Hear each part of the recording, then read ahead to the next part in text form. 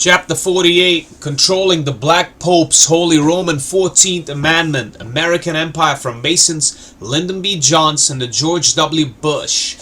Arming, CIA, Fun and Games, Project Monarch. Arming our Sino-Soviet Muslim invaders for Rome's World War III. Wherefore do the wicked live, become old, yea, are mighty in power. They spend their days in wealth. Therefore they say unto God, Depart from us, for we desire not the knowledge of thy ways. Who shall declare his way to his face? And who shall repay him for what he hath done? Job 21:7, 13, 14, and 31. And a devil, taking him up into a high mountain, shewed unto him all the kingdoms of the world in a moment of time. And the devil said unto him, All this power will I give thee, and the glory of them, for that is delivered unto me, and to whomsoever I will give it. If thou therefore wilt worship me, all shall be thine. If Satan has truly given the Pope his de facto political power to rule every nation from Rome, which power the Pope accepts at his coronation, the vicar of Christ must then be a willing and conscious devil worshipper. Luke chapter 4 verses 5 to 7. Now, said the Jesuit, listen to me a few moments and I will tell you what I know. Your president is elected by the conclave of cardinals at Rome. The same will elect the Pope. Your people nominate the candidates. Our confidential agents select from the number the one whom they believe to be the most favorable to the interests of the church. He, of course, is always elected. The Jesuit to the American. J. Wayne Lawrence, 1855. And while they amuse the public with games, the majority of American professional sports franchises being owned by papal knights, they spent their own time planning the murder of their defenseless subjects, whose only crime was that they loved God better than the Pope, and that they worshiped Christ and looked to him alone for salvation instead of to the church and the Virgin. M.F. Cusack, 1896. How long shall the Roman Catholic hierarchy play the people for fools? Shall the government be of the people, for the people, and by the people, or by the Pope? Let's not let the Pope of Rome name our president for us. Lovers of your country, beware of Jesuitical intrigues, the political power of Romanism, and the honeyed words of politicians reaching after the presidency. Jeremiah J. Crowley, 1912, Irish-American ex-priest. The power of the Society of Jesus in the Catholic Church is beyond doubt enormous. It is said, apparently with truth, that the Jesuit general, the Black Pope as he is called, can make and unmake bishops and even cardinals. He has various agents and representatives within the walls of the Vatican, and he can gain the ear of the Pope whenever he wishes. Again and again, the society has been able to oppose successfully the plans and wishes of the popes. The society, which is perennial at Rome, is able to block the efforts of passing popes like Pope John Paul I, who sought to prematurely establish diplomatic relations with Israel prior to the end of the company's Cold War. The order is to the church what the church is to the world. The order is a kind of parasite sucking the vital power of the church. It holds the confidence and consciences of so many bishops, cardinals, and prelates. In fine, it works in so many ways on the functionaries of the church that it has become, as it were, an inner circle in the church. It has made the Pope more and more like its own autocratic general, and has reduced the bishops more and more to the status of provincials and the society who are officials nominated by and controlled by the general without any inherent authority. An interesting proof of Jesuit prestige and power in this country is the existence in the shadow of the Capitol at Washington of the Jesuit School for Foreign Service, which trained the past CFR/CIA Director Knight of Malta George J. Tenet Heaven, overseen the demolition of the World Trade Center in obedience to his master, Edward Cardinal Egan. Opened a few years ago through the instrumentality of an Irish-American, Fr. Edmund Walsh, S.J., at his School of Diplomatic Service to be the largest of its kind in America. Young Americans to be later recruited into the order's CFR are trained to guide the future fortunes of the Republic. There's no small irony in the situation. Jesuits, by rule, are detached from love of country. Each and every Jesuit is under oath to obey the behests of his general at Rome, who at present happens to be a Pole, Vladimir Lenikowski, who most probably will never be an American. It is quite within the power of the general to dictate the principles and theories to be taught by the Jesuits of Washington. One cannot forget the words of Pope Clement XIV, who accused them of rising up against the very kings who admitted them into their countries. Boy Barrett, they are a public plague, and the plague of the world. From the Jesuit colleges there never is sent a pupil obedient to his father, devoted to his country, loyal to his prince. Every species of vice finds its patronage in them. There is no perjury, no sacrilege, no parricide, no incense, no fraud, no treason which cannot be masked as meritorious beneath the mantle of their dispensation. Paulo Sarpin, 1620. Washington. Glass cases along a wall on the top floor. Jesuit Georgetown University's library contained a surprisingly timely and provocative exhibit. Georgetown in the 60s, from Pat Buchanan to the SDS. Photos and clips show Presidents Lyndon Baines Johnson, Bill Clinton, and two-time presidential candidate and Irish Roman Catholic, Jesuit-trained Knight of Malta, noted author, are right from the beginning a republic, not an empire, and the death of the West, also a founding member of the NBC's Jesuit-controlled McLaughlin Group, and CNN's The Capital Gang, and Crossfire Pat Buchanan, apart from the university. President of that period, the late Jesuit Fr. Edward Bunn. Only one priest is mentioned twice in the exhibit. Jesuit Fr. Richard McSorley, accomplice in the orders JFK assassination, and confessor Jackie Kennedy, now 80, and the head of the one-man Center for Peace Studies at Georgetown, Freemason and CFR member Johnson, is mentioned for saying the only reason he left Georgetown Law School was because Lady Bird was in Texas. High-level Freemason and CFR member Bill Clinton, one of his Georgetown classmates, later becoming the world-famous Roman Catholic actor and activist Tommy Lee Jones, who played Clay L. Shaw in Oliver Stone's JFK director's cut, and played the part of a top-secret intelligence officer, a modern super-secret Jesuit above the law, using high-tech weapons against aliens, whose existence is notoriously espoused by Jesuits of the Vatican Observatory in Men in Black, was one of the students that helped clean up after the Washington civil rights riots of 1968.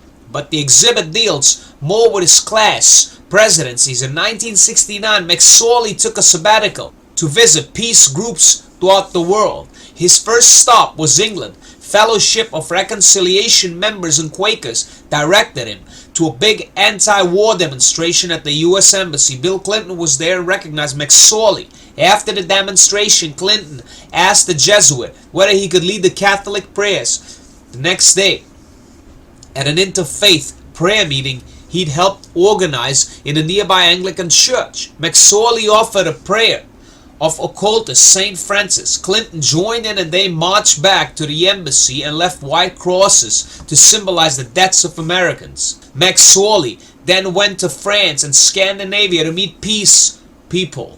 Stepping off the train right behind him in Oslo, Norway, was Bill Clinton. That evening, before McSorley boarded his train for an overnight trip south, he and Clinton dined together. He was just like most of the students, said McSorley. On July 6, 1995, Clinton was back at Georgetown. In a lengthy talk, he laid out his stance as a candidate for re-election and reaffirmed the Fabian socialist values of activism in the 60s and the 70s. Arthur Jones, 1995. The Catholic Vatican's intelligence arm of Jesuits were working closely with U.S. intelligence to usher in the New World Order. Those who were actively laying the groundwork for implementing the New World Order through mind conditioning of the masses made no distinction between the Democratic and Republican parties. Their aspirations were international in proportion, not American. Members were often drawn from among other elitist groups, Council on Foreign Relations like George W. Bush. Bill Clinton was an active member of the CFR Bilderbergers, founded and organized in 1954 by former Nazi SS officer and Knight of Malta Prince Bernhard of the Netherlands, in conjunction with a Jesuit priest and a 33rd degree Freemason Joseph Redinger, and Trilateral Commission. Based on numerous conversations I overheard, Clinton was being groomed and prepared to fill the role of the president under the guise of Democrat in the event that the American people became discouraged with Republican leaders. Governor of Arkansas, Bill Clinton, using standard Jesuit hand signals and cryptic language, triggered/switched me and accessed a previously programmed message. Torture to the point just before death, such as with death's door programming, was jointly used by the Catholic Jesuits and the CIA in Project Monarch. Bringing to power the Order's universal monarch of the world, Kathy O'Brien, 1995. I did not have sexual relations with that woman, Miss Monica Lewinsky. William Bill Clinton, 1998. Freemason and Jesuit coadjutor, 42nd President of the United States. Indeed, Father, is that not a lie, a perjury to boot? No, said the Father. Jesuit Sanchez and Philides prove that it is not, for says the latter, it is the intention that determines the quality of the action, and he suggests a still surer method for avoiding falsehood, which is this: after saying aloud, I swear that I have not done that, to add in a low voice today, or after saying aloud, I swear, to interpose in a whisper that I say, and then continue aloud that I have not done that. This you perceive is telling the truth. Blaise Pascal, 1656. Today, we have seen the absurd farce of the liberal Jesuit Father Drinan, who introduced the House resolution for the impeachment of President Richard Nixon, being driven from Congress because the most overtly Pope of our time, John Paul II, feels Drinan's position in Congress is too political. As sinister organizations like the Spanish and Latin America-based Opus Dei gain in power, now aiding and abetting the Order's Roman Catholic, Latin American alien invasion of the U.S., their rise abetted by right-wing elements in the Jesuit order itself, it will be the moderates in the church structure, and not just the extreme communist theology of liberation minority, who will find themselves more and more on the out. To understand the rise of right-wing Catholic power worldwide, it is necessary to clearly identify the heart of the beast. That is an organization called the Sovereign Military Order of Malta, SMOM, a Vatican order which has been in existence for almost 1,000 years. Today, the resurgence of SMOM is best symbolized by the fact that SMOM member William Casey is the current head of the CIA. Casey will be one of the figures who will give the Donovan Award, trophy of the OSS All Boys, to JFK assassin John McCone, a devout Catholic, SMOM member, and former head of the CIA. It was McCone in his position as one of the heads of ITT who played a leading role in coordinating the destabilization of the Allende government in Chile. Other leading members of American SOM are William and James Buckley, with the replacement of right-wing Catholic SMOM Richard Allen by the equally right-wing Catholic SMOM William P. Clark as President Reagan's National Security Council advisor. The influence of SMOM has increased. With his new post, Clark has brought along SMOM William F. Buckley as one of his political consultants. Another devout Catholic, SMOM and JFK assassin General Vernon Walters, the brain behind the 1964 coup against the Goulart government in Brazil, and one of the dirtiest figures in the American intelligence community, has become the key man for both Alexander Haig and William Clark in dealing with Central America. Given the fact that Alexander Haig, whose father, Francis R. Haig, is a Jesuit priest himself, has the closest ties to the right-wing Catholic-run Jesuit Georgetown Center for Strategic and International Studies, CSIS, it is safe to say that Reagan will be under total control of this group should they decide to go eyeball to eyeball with the Soviet Union in some new Cuban Missile Crisis situation or the ending of the Cold War. Kevin Cogan, 1982. We see Rome's satanic Nazi Fourth Reich using United States troops to murder the leaders and peoples of nations so that the Roman Antichrist can place his own like-minded leaders in the place of those he ordered to be assassinated or murdered, as in the assassination of Knight of Columbus John F. Kennedy, and thus replacing him with High Freemason Lyndon B. Johnson. These actions are causing all the nations of the world to hate the people of the United States of America. We were once the most loved nation and are the most hated. The Antichrist in Rome doesn't allow his world-controlled media to fully tell the truth about what the people of other nations think about us or why they think this way. They hate us because of what the Antichrist through the high-ranking Roman Nazi agents which have infiltrated our government is doing to them, Serbians, Muslims, etc.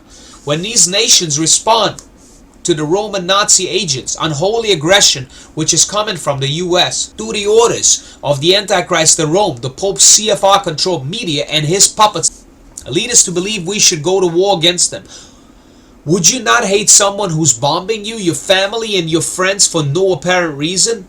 The BATF, FBI, DEA, the Federal Bureau Task Force, CIA, CFR, Knights of Malta, all these are branches of the Vatican. The Vatican doesn't care at all if you come against the president, a king, a queen, or one of these branches because they're nothing but smokescreens for the Pope.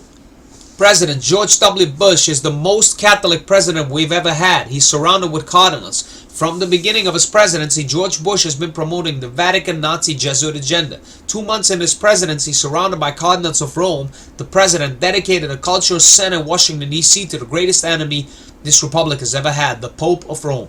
Bush declared he is going to enforce the words and teachings of the Pope here in America.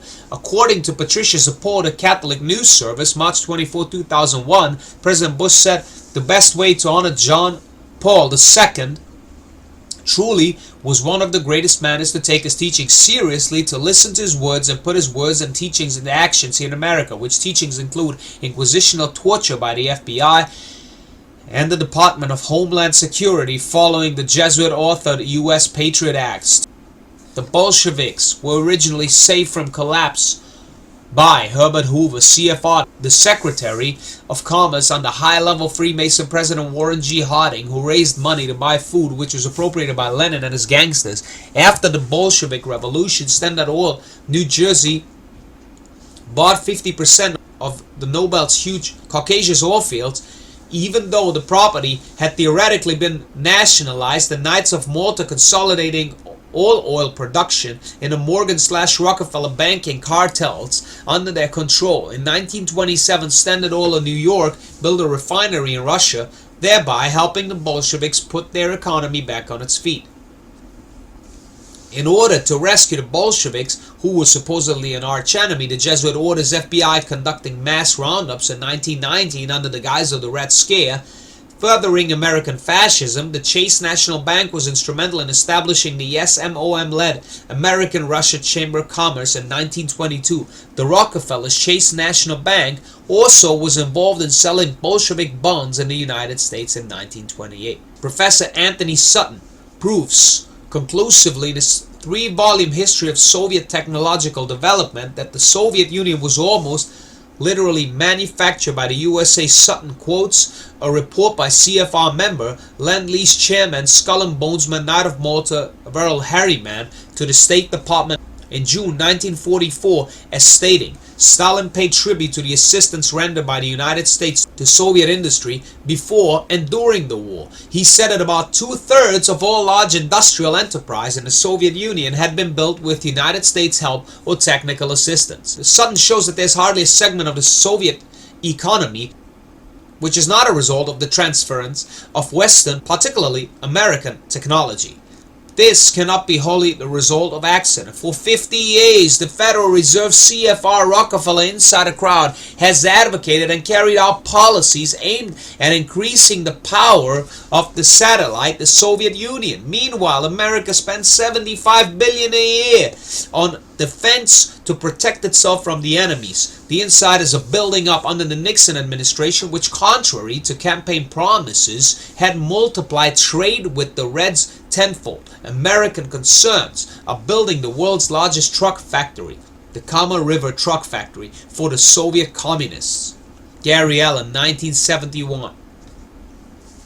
Tragically, since the day in 1993 when CFR/Jesuit temporal coadjutors Bill Clinton and Al Gore were sworn in, hands on the Bible, as president and vice president respectively, it has become far more likely that this scene will become a familiar one to Americans. The danger to all Americans, but especially those in uniform, of facing an attack by a well-armed Chinese People's Liberation Army, PLA, will be the haunting legacy of the Clinton-Gore administration well into this new century. We have detailed our assaults on our national security, nuclear espionage, failure to stop Chinese arms sales to Islamic terrorist nations, and technological assistance to China's military, especially its missile programs. All of these increase the dangers to the American homeland, our friends and allies abroad, and our men and women in uniform. Consider just some of the many allegedly post-Cold War, i.e. no more communist threat, Russian military transfers to communist China during Vice President Gore's stewardship of the US-Russian relationship. Destroyers equipped with nuclear missiles, Su-27 fighter aircraft and Su-30 attack aircraft, Kilo-class submarines and advanced nuclear submarine technology, long-range cruise missile technology, military helicopters and transports, a wide range of air-to-air, ground-to-air and anti-radar missiles, space technology, who direct military applications including long-range ballistic missiles, multiple warheads and anti-satellite technology. All of these weapons can be used against the United States military as well as our allies. Crucially, the United States never objected to Russian arms sales to Communist China. This would have been Gore's job, to lead the diplomatic effort to stop these arms sales. He didn't do it. The result is a Russian-Chinese strategic partnership. The two nations have even agreed to conduct joint combat training aimed at the United States. As America's military might was declining, Bill Clinton and Al Gore were helping to strengthen a hostile PRC. The great threat of the 21st century to the United States and the world is the nuclear-armed communist dictatorship in the People's Republic of China. Its rulers oppress 1.3 billion people under socialism with Chinese characteristics. The result of the pro-red Chinese Clinton-Gore administration has been that the United States has actually helped create a new superpower threat to world peace and stability in the decades to come. One confidential Chinese government report leaked to the Hong Kong press in 1997 predicted a future war between China and the United States over Taiwan. With the return of international banking havens Hong Kong and Macau to Chinese rule, the Taiwan issue will inevitably become China's major event around 2010. If the United States uses force to meddle in China's sovereignty and internal affairs, China will certainly fight a war against aggression, thus leading to a limited Sino-US war. How could China's presence in Panama pose a threat? Via Hutchinson Wanpo, owned by billionaire Lia Ka-shing, now in control of the locks. The US Army reports final classified passage was short and succinct. Hutchinson's containerized shipping facilities in the Panama Canal, as well as the Bahamas, could provide a conduit for illegal shipments of technology or prohibited items to the West, to the PRC, or facilitate the movement of arms and other prohibited items into the Americas, preparing for America's coming Sino-Soviet Muslim Latino military invasion. The Cox Committee report on the Wen Ho Lee case is considered a worst-case scenario, but it is also the most credible because it is relatively untainted by the spin from the White House. It is said that China has stolen classified information on all of the United States' most advanced thermonuclear warheads. The People's Republic of China is the most serious national security threat the United States faces at present and will remain so into the foreseeable future. This great strategic threat includes the disruption of vital US interests in the Pacific region and even a possibility of a nuclear war that could cost millions of American lives due to controlled detonations of pre-placed nuclear devices in both countries by the Black Post and the national intelligence community rather than by mutual airborne nuclear detonations, which possibly the author denies. Bill Gertz, 2000. You talk as if you have nothing to do with this. This is all you're doing. This infection you call freedom without meaning, without purpose. You have given my country to gangsters and prostitutes. You've taken everything from us. There's nothing left. Russian terrorist in the 1990s. Spoken to the American president. As a former colonel in the GRU, the military counterpart of the KGB, now called SVR, I am the GRU's highest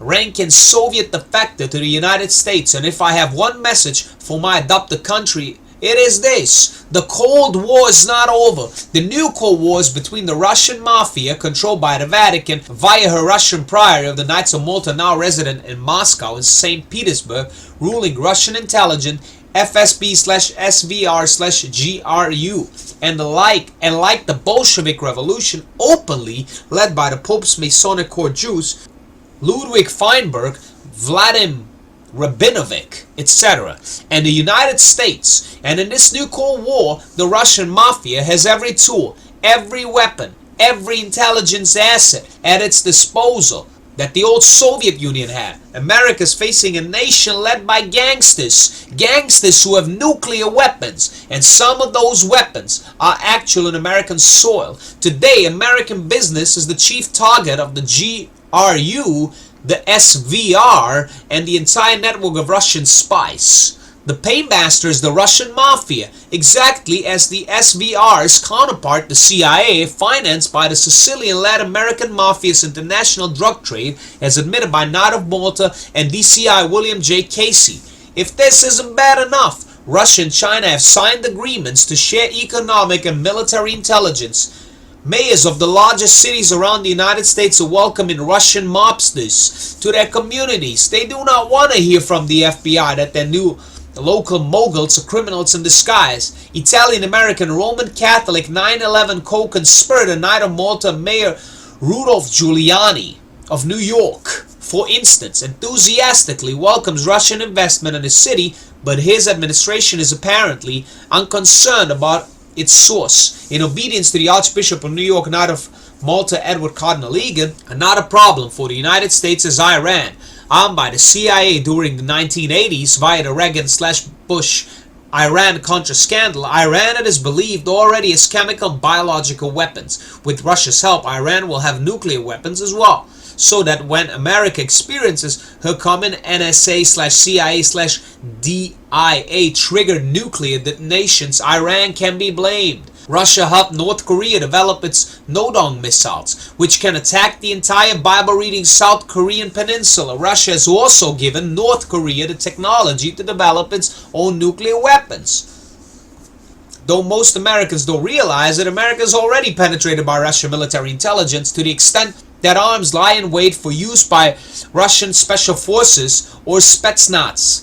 As a GRU officer, my main mission was to prepare for war. I can tell you that for the Soviet Union and for the Russian Federation, America was and is the main expected wartime adversary. Other countries count only as a means to attack America. Spetsnaz troops are currently training inside the United States. They regularly enter the country as foreign tourists using fake passports and their knowledge of foreign languages to pass as Germans or Eastern Europeans. They are the best supplied troops in the Russian military. One of the GRU's major tasks is to find drop sites for their supplies of clothes, cash, and special equipment, including even small nuclear devices, the so-called suitcase bombs. In wartime, many GRU officers, all of whom were men, would go undercover and directly aid the Spetsnaz forces. These wartime plans were fully in place during the Caribbean crisis, the Cuban Missile Crisis, as Americans refer to it, and remain fully in place today. In 1962, Spetsnaz forces were deployed all over the free world, ready to commit acts of sabotage financed by New York banks. Most of the Arab terrorist groups were also trained by the Spetsnaz. Even the terrorist group aided by the high command of the Black Pope's FBI and CIA that sponsored the 1993 World Trade Center bombing had been trained by people who themselves have been trained by the GRU. Stanislav Lunev, Knight of Malta, George H.W. Bush, and CFR/Secretary of State James Baker were among the architects of a series of secret policies that committed American taxpayer dollars to assisting Freemason Saddam Hussein and allowed the reckless export of U.S. technology to some of the Iraqi dictator's most cherished and lethal weapons projects. Alan Friedman, 1993. Every president, from Johnson to Clinton and now Bush, had been the abject tool of the order, fulfilling Jesuitical politics, treasonous internationalist, and plotting to make the company's infallible Pope the universal monarch of the world. Satan's theocratic kingdom offered to the Lord Jesus Christ has been given to the Jesuit Superior General who rules the Pope's Vatican with its American hierarchy, directing the American Empire's socialist, communist, corporate, fascist, democratic processes in their entirety. This so-called diabolic and monopolistic political control was clearly described in 1933 by Lady Queenborough, who wrote, "The game of politics is the pursuit of power. In all democracies, there are two separate organizations playing the political game, the open and visible one, the members of which hold office as members of government, and the invisible one composed of individuals who control this visible organization and in whom is vested the real power, the essence of which is finance, controlling the publicity which makes or unmakes its tools. This financial power may be used to promote truth or fallacies, good or evil, national prosperity and national ruin. The strength of a democracy thus lies at the mercy of invisible leaders who, being nationally responsible, cannot be called to account for the consequences of the acts of the governments they control." A perfect description of the Pope's CFR. This at the same time constitutes the inherent weakness of any form of government, the apotheosis of which is the control of both parties in the state, right and left, radical and conservative, by the same forces. Then only the puppets change while the rule of the individuals controlling the machine continues unhindered.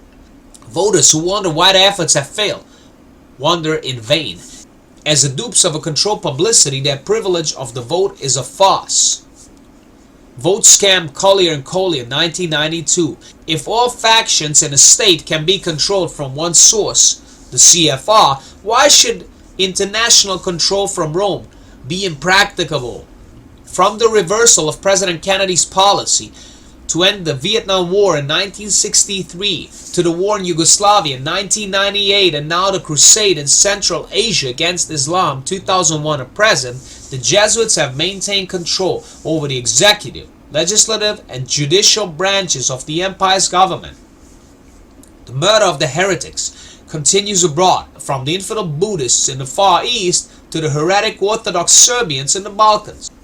The Jesuits, in control of both George H.W. Bush, along with the American military, and Saddam Hussein, through 33rd degree Freemasonry, extirpated the infidel Muslims of Iraq while initiating the unification of Europe's military, largely Roman Catholic, during Operation Desert Storm. An anonymous source suggests why the Islamic people of Iraq have been mass murdered by the military-industrial complex of the Order's Holy Roman 14th Amendment American Empire for the last 28 years, at the request of Pope Pius XI in 1931, and as directed by Jesuit General Lidokowski. The Jesuits of the New England province, headquartered in Boston, opened a new high school in 1932 by the name of Baghdad College, located in Baghdad, Iraq, and staffed by the Jesuit fathers, scholastics, and brothers from our U.S. provinces. Over the years, Baghdad College flourished on what became a beautiful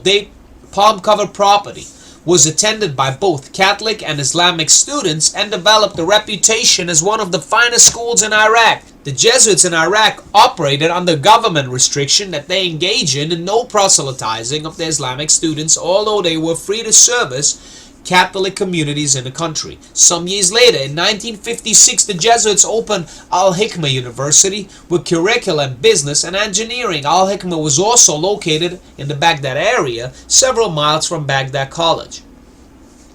Remembering that the universities of the military company of the Society of Jesus are in fact military fortresses through which the Jesuits carry out the military quest in subordinating all nations to the absolute temporal power of the papal Caesar in Rome, we read further that the political events in Iraq from 1932 to 1979 included 1932 Independence, League of Nations mandate, Faisal I becomes king of independent Iraq, Jesuits open Baghdad College High School in Iraq.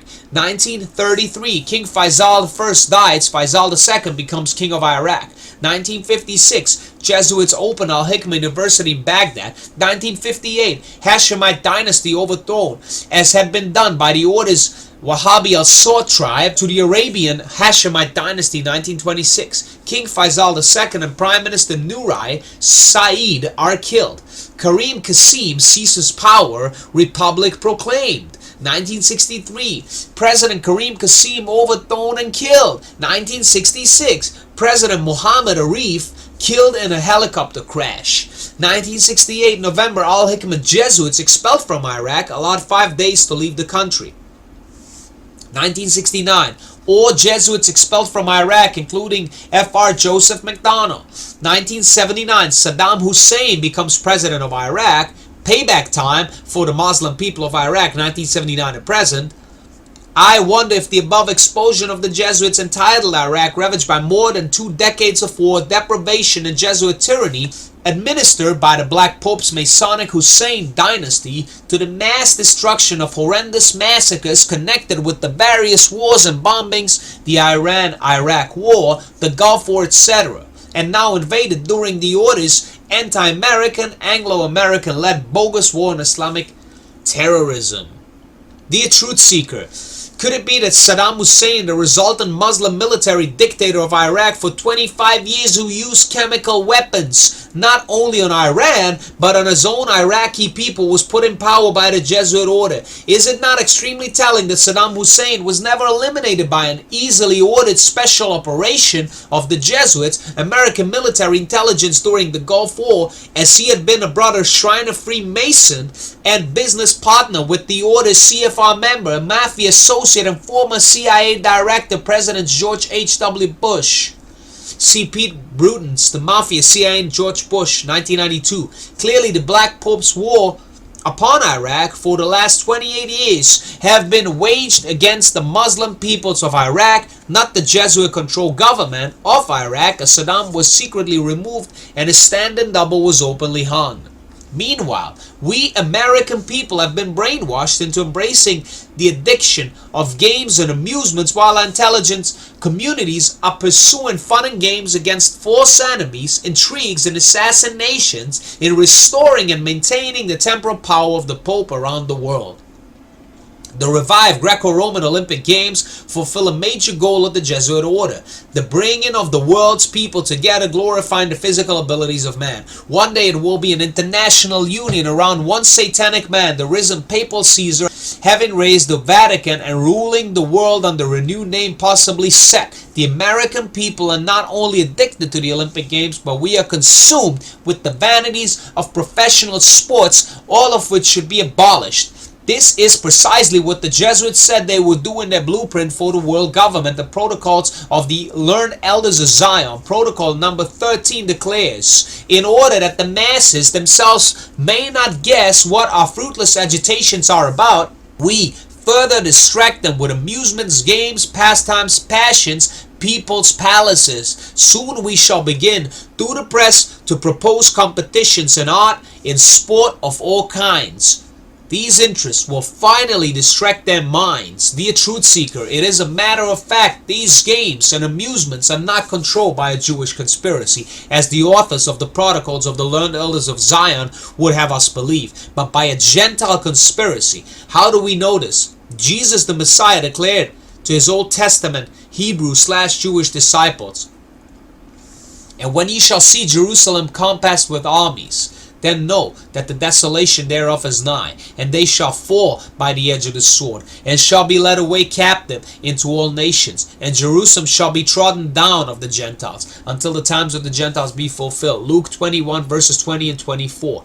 Thus, the biblical explanation of the present plight of the physical descendants of Abraham, Isaac, and Jacob is clear. The destruction of Jerusalem, along with its second temple by Roman legions of General Titus, the fifth king or Roman Caesar of Revelation 17:10, occurred in 70 AD due to Israel's breaking of the conditional Mosaic covenant, which includes the rejection of that prophet, Deuteronomy 18:18, Jesus the Messiah, national Israel composed of the Hebrew/Jewish race, has been the tale of all nations, Deuteronomy 28:13, scattered and persecuted by ruling and rich Gentiles throughout the world, as foretold by Moses the prophet. Somberly moved by the Holy Spirit of God, Moses wrote, "The Lord shall cause thee to be smitten before thine enemies." Thou shalt go out one way against them, and shalt be removed into all kingdoms of the earth, and thou shalt become an astonishment, a proverb, and a byword among all nations, whither the Lord shall lead thee. The stranger that is within thee shall get up above thee very high, and thou shalt come down very low. He shall lend to thee, and thou shalt not lend to him. He shall be the head, thou shalt be the tail. And the Lord shall scatter thee among all people, from the one end of the earth even unto the other.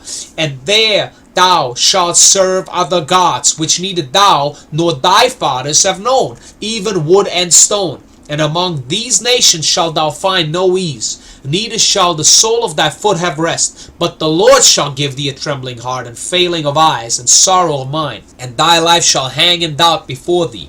And thou shalt fear day and night, and shalt have none assurance of thy life. In the morning thou shalt say, Would God it were even. And at even thou shalt say, Would God it were morning. For the fear of thine heart, wherewith thou shalt fear, and for the sight of thine eyes, which thou shalt see. Deuteronomy 28, 25 and 37. Deuteronomy 28, verses 43, 44. Deuteronomy 28, verses 64 to 67. During this time of dispersion, Jerusalem has been under Gentile dominion, and even though the holy city is presently governed by Masonic Jewish labor Zionists, they willingly rule by permission only on behalf of evil white Gentiles now governing New York, London, and Rome. The Black Pope, with his infallible White Pope, backed by his blue blood Illuminati bloodlines within the militaristic Knights of Malta and hundreds of commoner Masonic secret societies. Therefore, we are living under the preeminence of a white Gentile Jesuit conspiracy centered in Rome,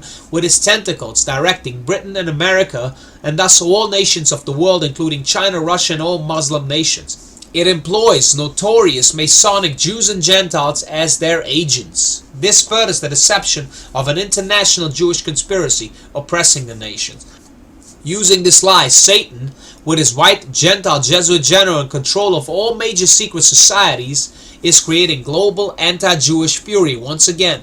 This fury will one day culminate in the last mad attempt of the world Gentile nations to invade Israel, the Holy Land, Zechariah 2:12, and attempt the destruction of the physical descendants of Jacob, the holy people, Daniel 12:7, or the holy seed, Isaiah 6:13, in the plains of Megiddo called Armageddon, Revelation 14 verses 14 to 20, Revelation 16 verse 16, and Revelation 19 verses 11 to 21.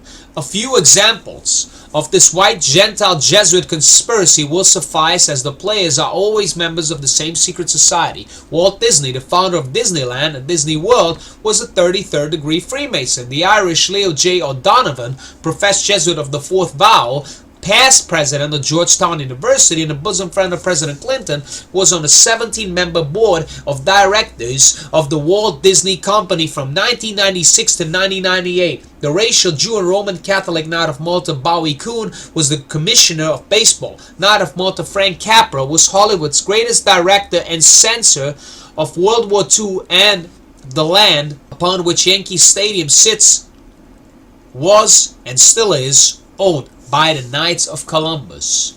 Of the Knights of Columbus we read, the Knights of Columbus is a fraternal organization of Catholic men with membership of nearly 1.2 million, over 1 million junior Jesuit crusading executioners for the Pope. The Knights bought for $6.5 million the land on which Yankee Stadium in New York stands. Thus, when in October 1965 Pope Paul VI went to New York City to visit the United Nations, and later at a pontifical mass in Yankee Stadium, His Holiness in fact was on home ground.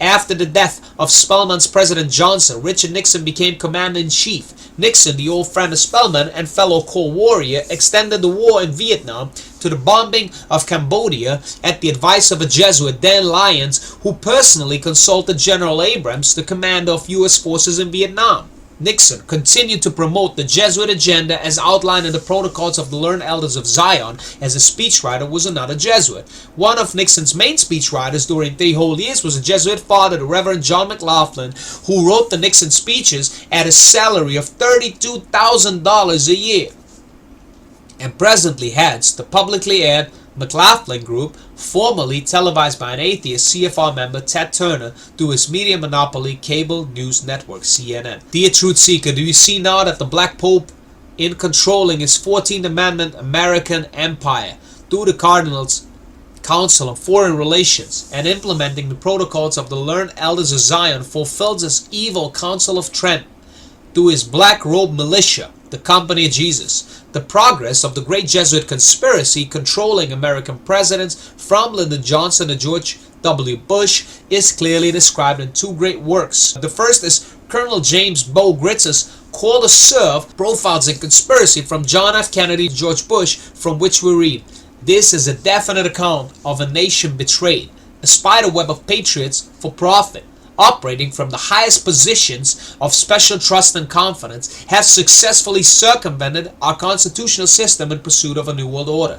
They have infused America with the drugs via the CFR's CIA/Mafia alliance in order to fund covert operations while sealing the fate of our servicemen left in communist prisons. At the very least, his book represents a factual, true-life adventure that will take you on a riveting journey from the White House down a heroin highway to Burma's Golden Triangle, where we will meet General Kun Sa, undisputed drug overlord. You will infiltrate the jungles of communist Asia to rescue U.S. POWs and in turn be pursued. You'll be taken behind the veil of U.S. covert operations to view deceit and betrayal. At best, this will produce a crack in the facade of the 20th century American government through which concerned citizens can view the looming peril and act in time to reverse our course while God gives us time. Dear truth seeker, we must never forget that the Mormon James Bo Gritz, Army Colonel and Commander of the Green Berets,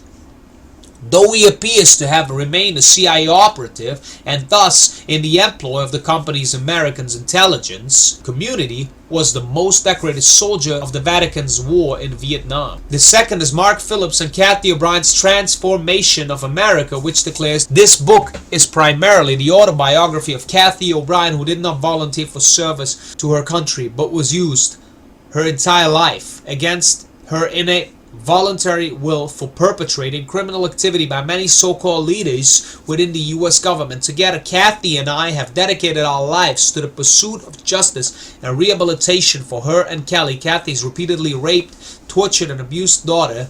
All avenues of justice and rehabilitative relief had been blocked for reasons of national security. The question arises, whose security? Kathy O'Brien provides the logical answer. Kathy O'Brien, forced into compulsory prostitution to serve as American presidents Ford, Reagan, and Bush, has bravely come forth and told a story for which she should be honored by all Americans. Mark Phillips, who rescued her from white slavery and near death, ought to be given the same.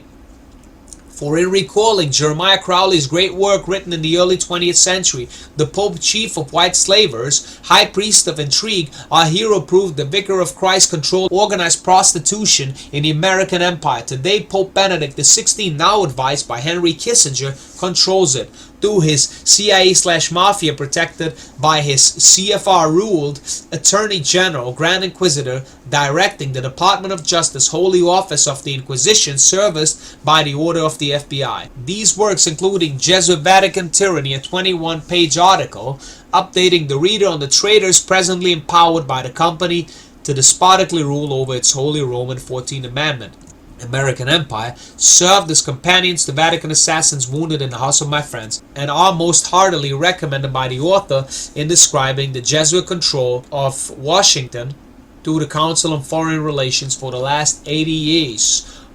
Author Joel Baineman, in his 1992 masterpiece, The Crimes of a President, New Revelations in Conspiracy and Cover-Up in the Bush and Reagan administrations, further sums up the matter. 33rd degree Freemason George H.W. Bush has corrupted the American system to such an extent that he can get away with any crime, just like his son President George W. Bush. George Bush, Skull and Bones, drug trafficking by the CIA, the assassinations of JFK and RFK, the Council on Foreign Relations and the Trilateral Commission. There is a global conspiracy founded on the Freemasonry notion of a new world order and global domination, and President Bush, and now his president's son, who is a party to the Jesuit-controlled CFR/CIA demolition of the WTC, plays a major part in it. Let us read, diligently pray, and then acquit ourselves as men, remembering the Lord's exhortation at the mouth of Joab found in 1 Chronicles 19:13. Be of good courage, and let us behave ourselves valiantly for our people, and for the cities of our God, and let the Lord do that which is good in his sight. Jesuit Dr. John McLaughlin, 1927 to present, 1973.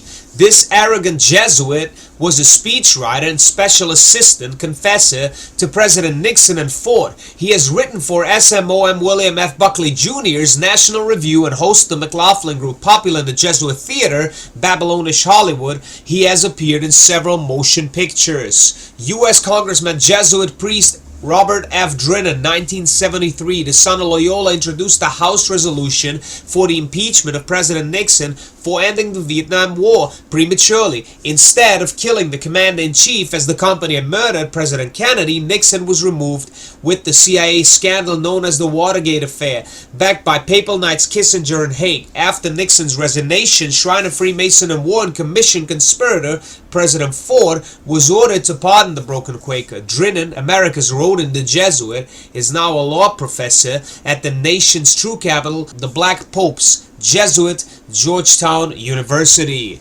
The history of the Jesuits, James Arabito. Knight of Malta, William J. Casey, 1913 to 1987. Servant, Archbishop of New York. SMOM John Cardinal O'Connor, Director, Central Intelligence Agency, Reagan Administration, 1980 to 1987.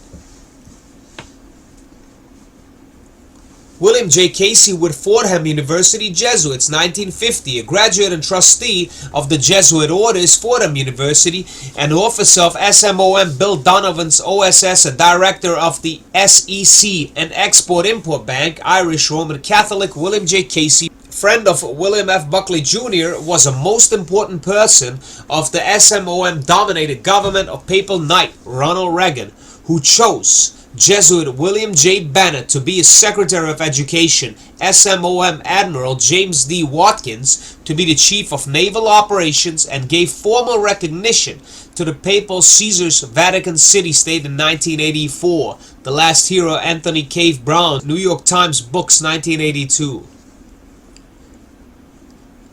President Nixon, SEC Commissioner Casey and wife. Judge Sirica, 1971. President Ronald Reagan, CIA Director William J. Casey in 85. Above, we have one of President Nixon's Jesuit-controlled masters being sworn into the office of Securities and Exchange Commissioner by Federal Judge John J. Sirica, the very Roman Catholic judge who sentenced Jesuit-trained G. Gordon Liddy to 20 years in prison for refusing to betray Nixon during the Orders Watergate scandal. Below, we have Honorary Knight of Malta and Irish-American crypto-Roman Catholic President Ronald Reagan, the abject tool of New York Archbishop John Cardinal O'Connor's Knights of Malta, including J. Peter Grace Jr. of the Grace Commission and Alexander M. Haig Jr. sitting with his advisor and mastermind behind the Iran-Contra scandal, the Jesuit-trained Fordham University graduate and Knight of Malta William J. Casey. Casey later died suddenly at the Orders Georgetown University Hospital shortly before his congregational testimony concerning the Iran-Contra scandal. Veil, The Secret Wars of the CIA, 1981 to 1987, Bob Woodward. CIA Director William J. Casey, KGB officer Arkady Shevchenko. Casey warmly chats at the Washington Party with the former Undersecretary General of the UN for the Soviet Union who defected to America in 1978. Rome's US-based KGB officer Vitaly Yurichenko, 1985. In meeting with his American NSA/CIA boss, KGB officer Vitaly Yurichenko defected to America in 1985 but returned to the USSR 3 months later, having no fear of being shot or imprisoned in the Orders Gulag archipelago. During his CIA debriefing, Yurichenko met with Knight of Malta William J. Casey for an informative business dinner one evening at CIA headquarters in Langley, Virginia. Indeed, the Black Pope CIA and KGB have worked together since the beginning of the Vatican's Cold War. As of April 1st, 2003, General Yevgeny Primakov, the former KGB head, has been hired as a consultant by the company's American Gestapo, the Department of Homeland Security, created by Jesuit temporal coadjutor CIA officer, CFR member John C. Gannon. Veil, The Secret Wars of the CIA, 1981 to 1987. Reagan with October surprise. Boss, William J. Casey, 1980. Overthrowing Prime Minister Mossadegh, who patriotically nationalized Iran's oil industry, thus attacking the Black Pope's British-owned Anglo-Iranian oil company. The Shah returned to his throne via the CIA and MI6 Operation Ajax. Shah Pahlavi, having recognized the Pope's labor Zionist government of Israel, created his dreaded secret police, SAVAK, in 1957 and ruled Iran with an iron fist in a velvet glove, until departing for the US in 79. Aided by the CIA the same year, Ayatollah Khomeini assumed power in Iran, as did Masonic Saddam Hussein in Iraq. Rome's American Knights of Malta, including DCI William J. Casey, would arm Iran via secret deals. The October surprise, still shrouded in mystery, included the Iran-Contra affair. In the name of the American people, the Pope's CFR-controlled US government illegally armed Iran, Iran Gate in 1985, and Iraq Gate 1985 to 89, during the Iran-Iraq War. The purpose of the merciless and bloody war was to create mutual annihilation of Muslims, drive the Jews of both nations back to Israel, and create anti-American fury throughout the Muslim world. The arms sold to Iran and Iraq would ultimately be used against invading American soldiers through their ordered, unprotected mass detonations of chemical and biological weapons, weakening our armed forces during its Vatican-decreed crusade against Islam.